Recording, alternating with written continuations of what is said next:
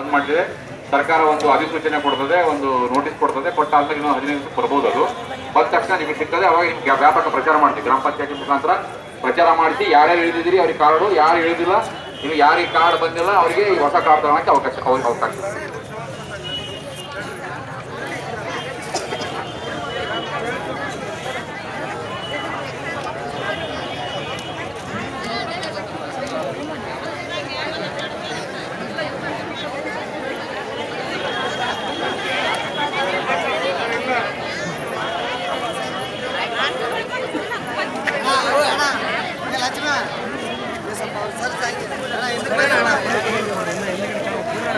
ಯಾವ್ದು ಉದಾಹರಣೆ ಹೇಳಿ, ಯಾವ್ದು ಶಿರವಾರದಲ್ಲಿ ಯಾವ ನ್ಯಾಯಬೆಲೆ ಅಂಗಡಿ? ಅಲ್ಲ, ನೀವು ಹೇಳ್ತಾ ಇದ್ದೀರಲ್ಲ, ಇಟ್ಕೊಂಡು ಮಾಡ್ತಾರೆ.